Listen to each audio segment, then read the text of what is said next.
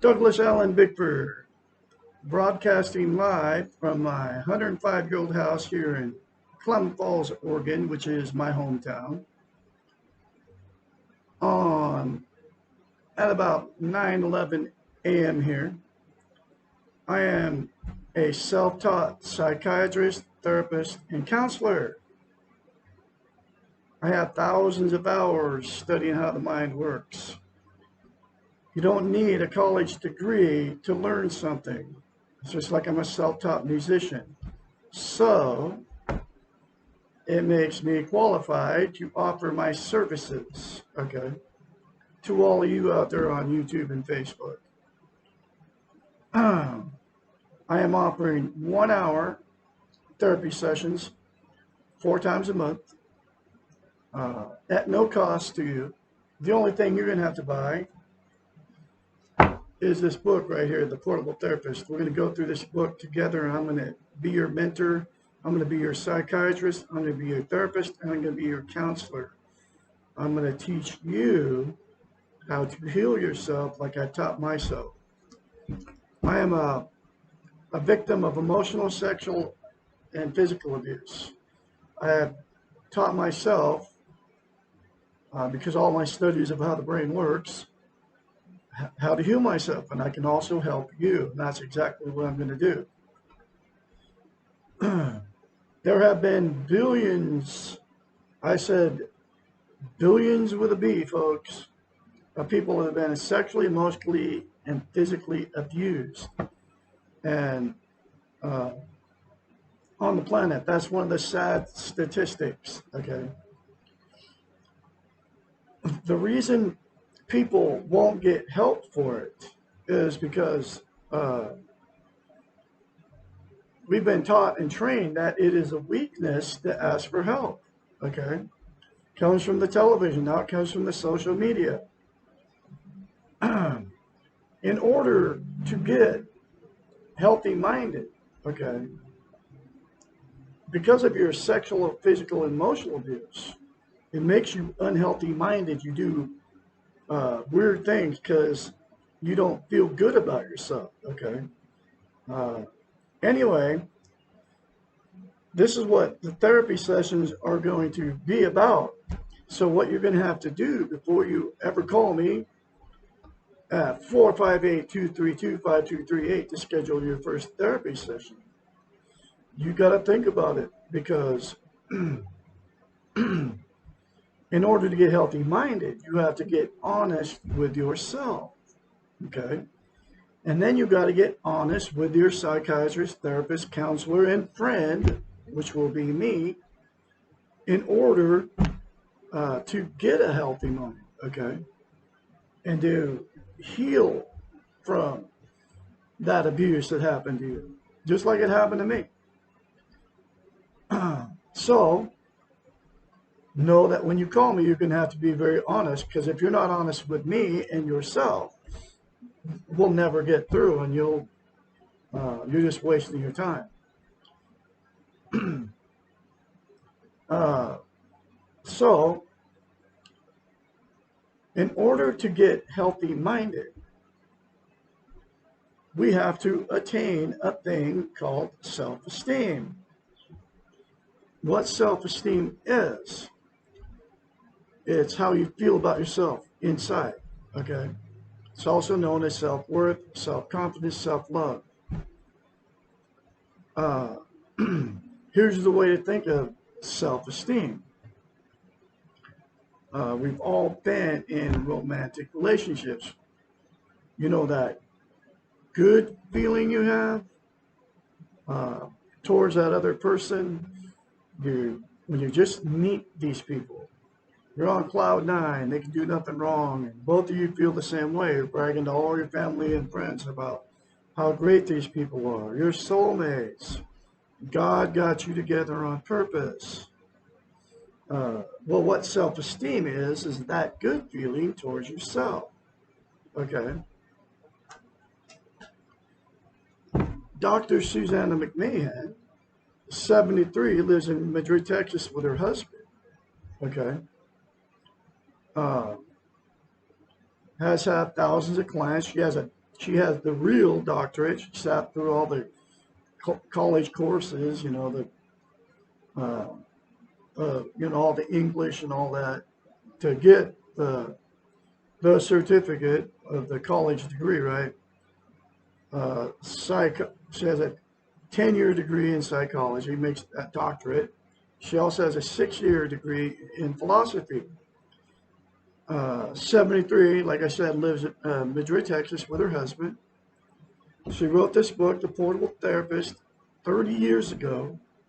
Every lesson, every chapter, every question in it talks about how we've been taught and trained not to have a healthy mind and not to have self-esteem. So,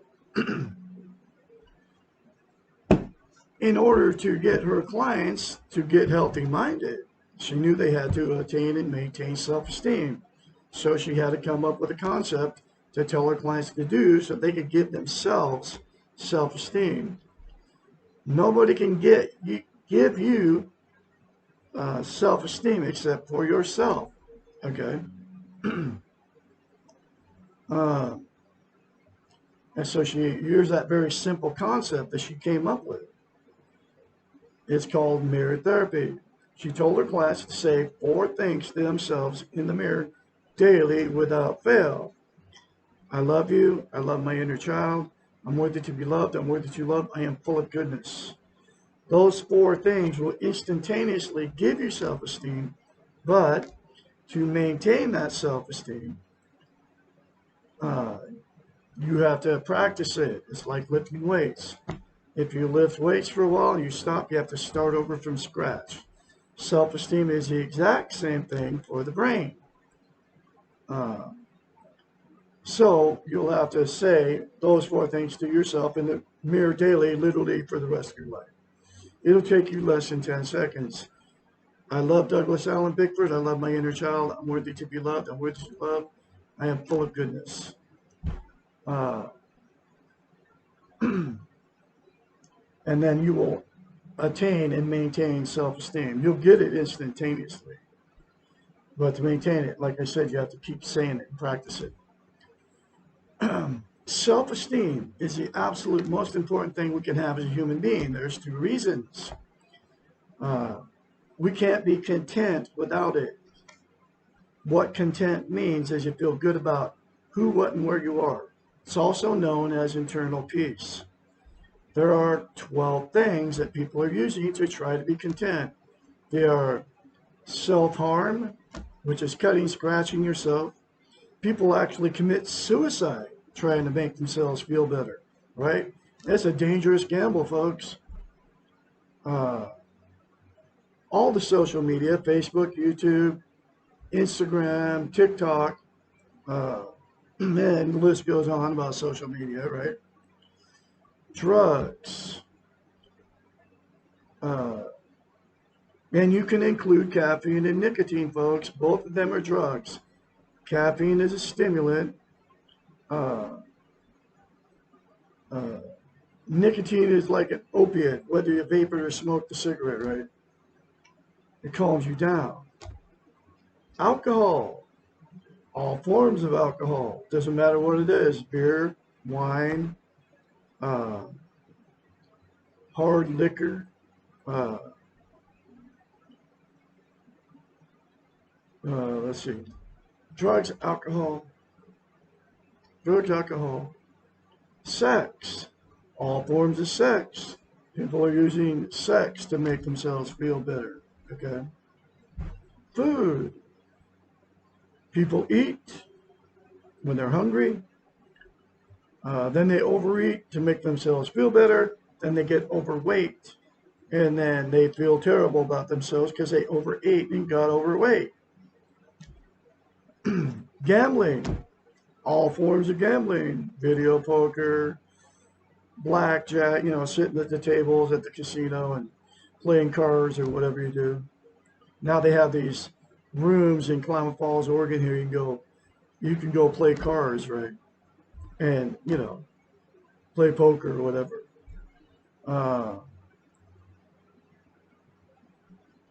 Television, that's a huge one. You turn on the boob tube, It feels good while you're watching it, but and as soon as you turn it off, you don't feel good anymore. Religion. You go to church, you feel good, right? As soon as you get out of church, you do all that stuff with all those people, the potlucks and all that. And it makes you feel good. As soon as you leave, you don't feel good anymore. So you go back to church. Material possessions. Get a new car. Get anything different. Feels good till you get it home and set it in the driveway. And if you bought a new one, you got a huge payment, and you got to have a huge insurance bill to go with it, because you got to have full coverage on it. And then all the rest of the material possessions are the same thing. New relationship. Get a brand new relationship. Feels good when you first get into it. Good feeling goes away, and then people don't. The relationship gets bad, and then you go looking for that good feeling again, and you get involved with somebody else, another new relationship. Let's see, and then money, the last thing, right? Feels good when you get some money, but as soon as you spend it or whatever you do with it, whether you save it, gamble it, blow it, whatever you do with it, as soon as it's gone, you don't feel good anymore. Okay, so then you want more money.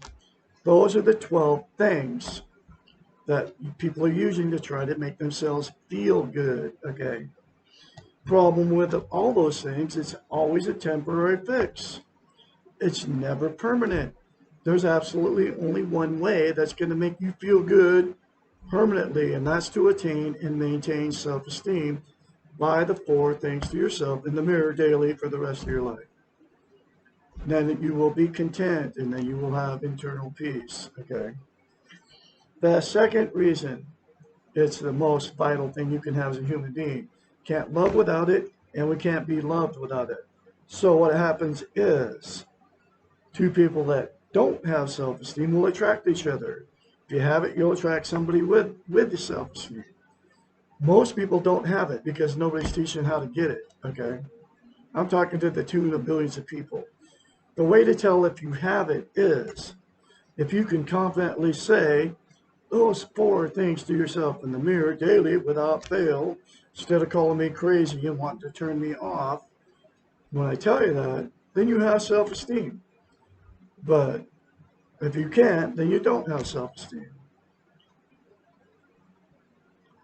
So, 2 people that get together with no self-esteem, what happens is the relationship becomes toxic after that good feeling goes away. Remember how you were bragging to everybody how great these people were? And then after that, the good feeling goes away, then it becomes toxic, and that's when the fights and the arguments start.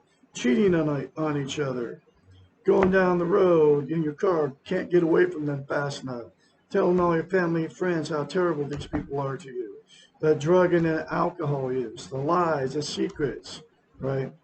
So because it turned toxic, the 2 will separate if they married, they'll get divorced if they married, or they'll separate, right?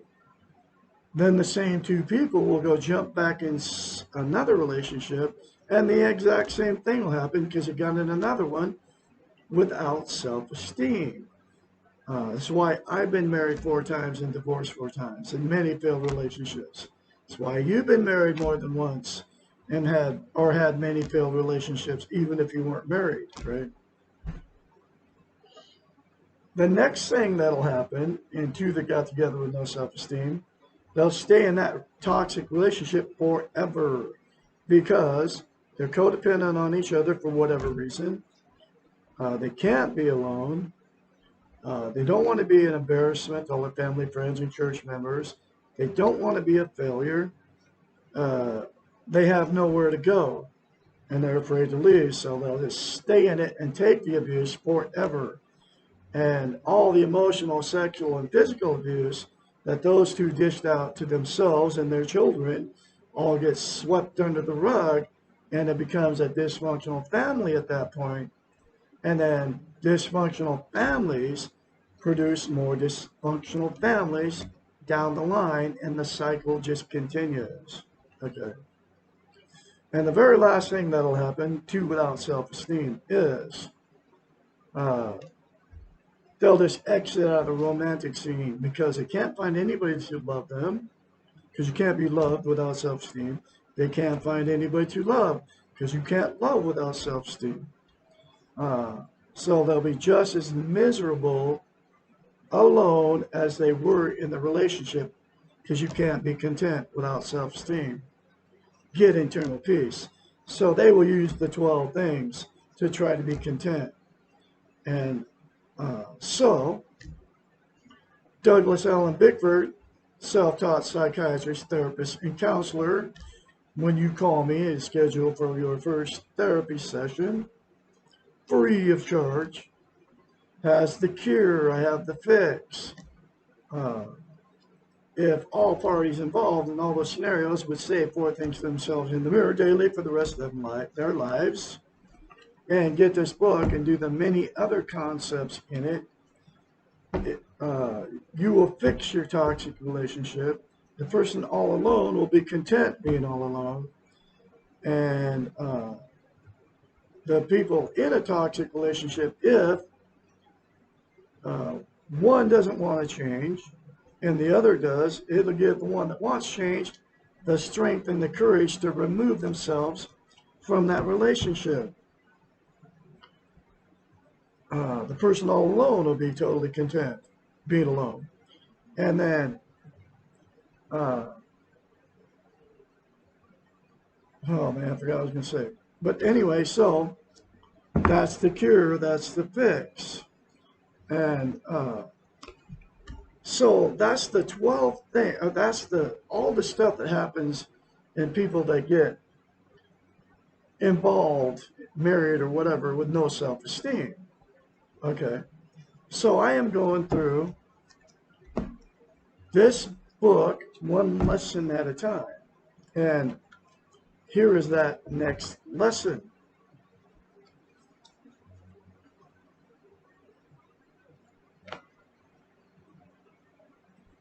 Lesson number 1. Who am I? This question may be considered the question of our existence. It may be answered on many levels, as any answer would contain some combination of philosophical, ethical, spiritual, or behavioral perspectives. We are in part our training and experience, in part our hopes and accomplishments and failures, and in part connected to some higher power or life force. We know we have body, mind, and soul, and we often ask this question in reference to one of these aspects of ourselves. We tend to define ourselves in terms of how we look, what we think and know, how we feel, and what we do. Usually we have difficulty in combining all of our parts into a cohesive whole.